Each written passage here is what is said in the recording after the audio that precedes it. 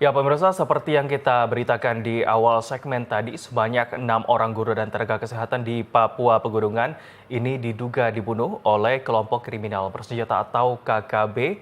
Dan peristiwa itu terjadi di Kampung Anggruk, Distrik Anggruk, di Yahukimo pada Jumat sore kemarin. Selain menembak 6 orang, pelaku juga membakar 4 bangunan sekolah dan 1 rumah guru di lokasi.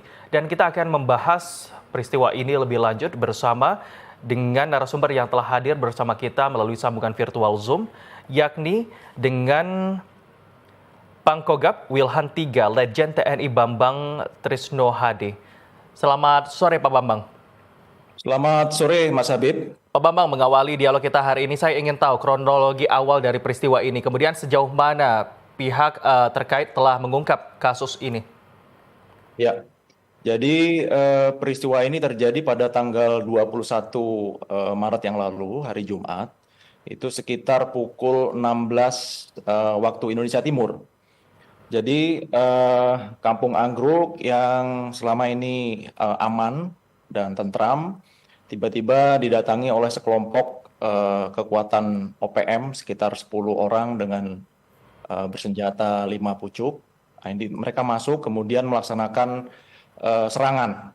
Jadi mereka membakar, seperti tadi disampaikan, membakar 4 gedung sekolah, bangunan sekolah, kemudian 2 rumah guru. Kemudian info awal mereka membunuh 6 tenaga honorer ataupun tenaga pengajar. Tapi setelah tadi siang kita berhasil masuk TNI masuk ke Kampung Anggruk. Alhamdulillah dari 6 korban meninggal dunia yang disampaikan di awal, ternyata hanya 1 orang yang meninggal dunia, kemudian 3 luka berat dan 3 luka ringan. Seluruhnya sudah berhasil kita evakuasi ke Rumah Sakit Martin ND di Jayapura. Dan untuk korban meninggal dunia sudah dilaksanakan otopsi, demikian. Baik Pak, kita tentunya turut prihatin ya dengan kejadian yang menimpa saudara-saudara kita di sana. Namun jika sejauh ini sudah dipetakan jumlah korban dan juga tadi juga sudah disebutkan jumlah pelaku, apakah sudah diketahui Pak sebenarnya apa motif dari peristiwa ini dilakukan?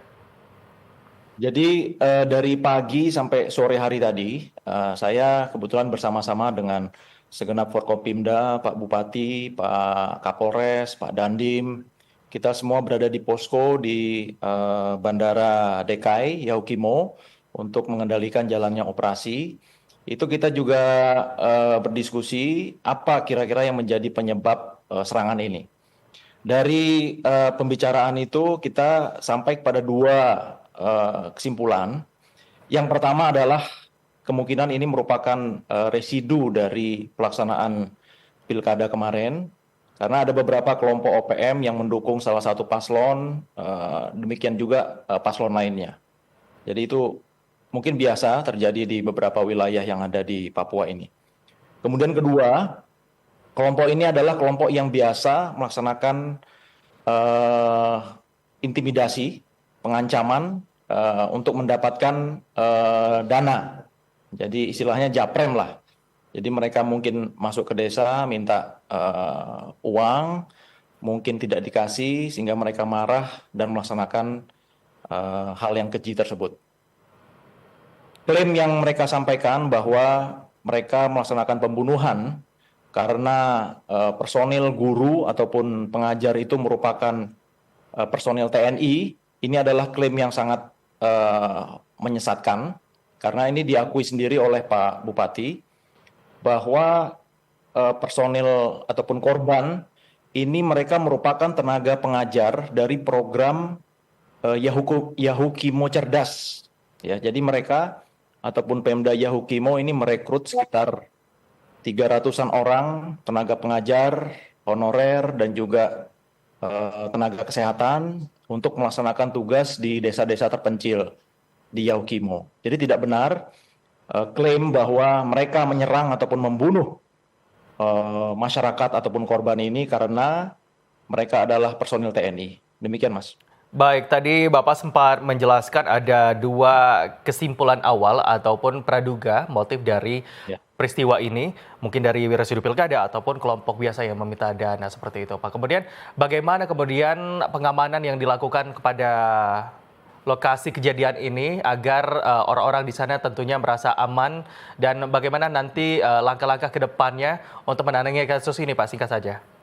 Ya, jadi prioritas kita hari ini adalah untuk mengevakuasi seluruh korban dan alhamdulillah sudah berhasil kita laksanakan dengan aman dan berhasil.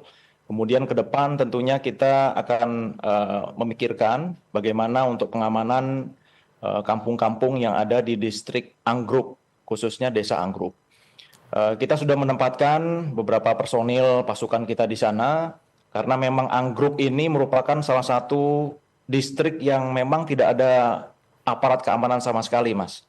Baik TNI maupun Polri. Jadi ke depan mungkin perlu kita pertimbangkan apakah kita akan mengisi dengan pos-pos TNI seperti daerah hitam lainnya.